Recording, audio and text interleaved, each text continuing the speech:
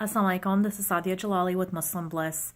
Wanted to talk a little bit today about the Intimacy and Connection webinar that I had conducted this past weekend. And I wanted to tell you a little bit about it. And if you're interested in possibly receiving a recording of it, you can message me here at the Muslim Bliss page and I can give you the instructions on how to do that. So basically what we talked about was the few different types of intimacy. Different groups have different categories, but there's either 4 or 5 main ones that I talked about: intellectual intimacy, emotional, spiritual, physical, and then some people add social as one of the categories. And to talk a little bit about what that means, right? Intimacy being kind of a shared privacy. It's a privacy within you, but it's something that one person that you do share that with. And so I wanted to go over I went over a little bit of what those mean, and then also how that improves the connection in the marriage and in the relationship, and how that connection then does translate into other types of intimacy, specifically physical. And so we did, kind of go through the process of how this works typically in couples. We went over a little bit of gender differences within physical intimacy, because there are different ways and different ways that men and women experience physical intimacy. I went over some statistics of, the best ways to have sort of an optimal, sexual experience, or how women and men perceive this.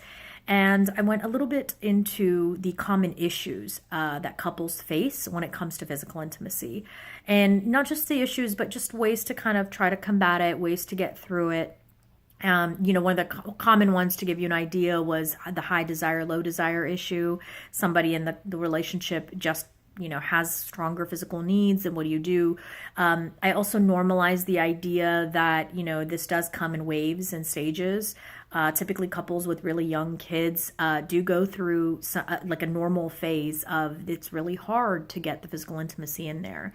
So I do talk a little bit about, what sort of, normalizing what kind of happens in different life stages, and just kind of some healthier concepts of what physical intimacy should look like. And then we also got a little bit into, the Islamic perspective on this, and how the Prophet ﷺ was explicit in, how he told, his wisdom and advice to his companions about, getting your wife to be sort of in that mood, and you don't approach her in a certain way. And just in general, the marital connection, how important it is to be really, truly connected. In the marriage, and how that's how marriage is understood and looked at in our faith. So we talked a little bit about that as well. So yeah, if you are interested and you want to hear more about the topics I just discussed, send me a message, and inshallah I will help you figure out, get you a recording of the webinar, and hopefully that will help you in your spouse and your relationship, increase your level of intimacy of all the different kinds, and increase your connection with each other, inshallah. Okay, till next time. Assalamu alaikum.